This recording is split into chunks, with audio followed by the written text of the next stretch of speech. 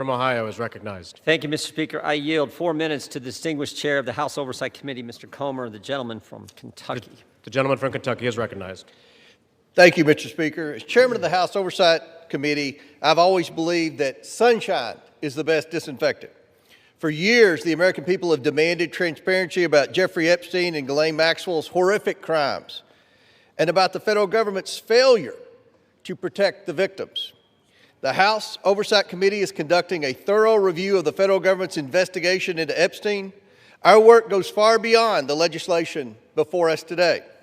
We are committed to accountability, transparency, and justice for the American people and for the survivors of these appalling crimes. To date, the Oversight Committee has released more than 65,000 pages of documents, issued 13 subpoenas, and conducted interviews with 2 key witnesses, both of whom were Republicans.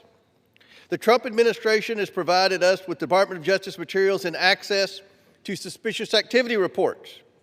Unfortunately, throughout this investigation, Democrats have chosen to manufacture yet another anti-Trump hoax instead of pursuing justice.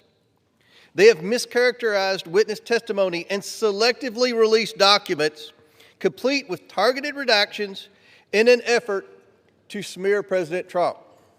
For example, former U.S. Attorney General Bill Barr, who oversaw the 2019 Epstein investigation, stated clearly under oath that the prosecution team found no evidence that President Trump committed wrongdoing.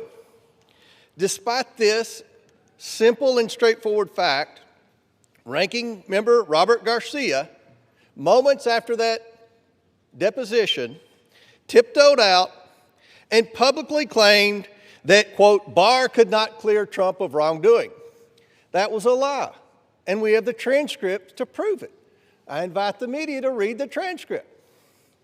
When the Oversight Committee interviewed former U.S. Attorney for the Southern District of Florida, Alex Acosta, Democrats whipped themselves into a frenzy trying to manufacture a gotcha moment, but they failed. Mr. Acosta dismantled the Democrats' narrative.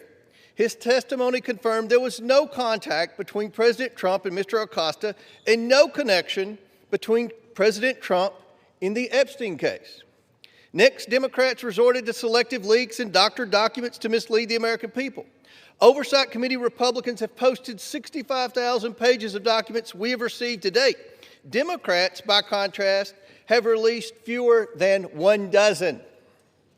In their latest selective leak, Democrats released just three of the 23,000 pages of documents from the Epstein estate. And they made redactions to 2 of those emails that changed both the context and the meaning of the 3 pages they released. When CNN called them out for their deceptive redactions, Representatives Stansbury and Crockett tried to blame Republicans for their own edits, for the Democrat Oversight Committee edits. After Democrats released only 3 emails, Republicans released over 23,000 pages. And what did Democrats say in response when we released every single document that we got? They claimed full transparency was meant to, quote, disorient or distract from their manufactured narrative. These are the same Democrats who chant, release the files every day until the files contradict the story they want to tell. That is the definition of hypocrisy. In contrast, full transparency exposed how Epstein appears to be TDS patient zero. The emails reveal a journalist coached Epstein to blackmail then presidential candidate Donald Trump. The gentleman is recognized. The files also show that a House Democrat colluded with Epstein during the 2019 oversight hearing to discredit witness with a vendetta against President Trump. And unsurprisingly, Democrats have been silent about their colleagues' coordination with Epstein.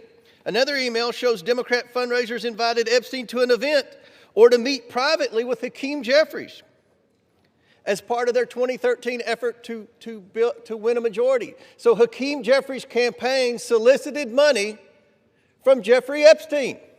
That's what we found in the last document batch. The files underscore why former President Trump must appear for his deposition. We've subpoenaed him. To date, the Democrats have done nothing to help us secure his appearance.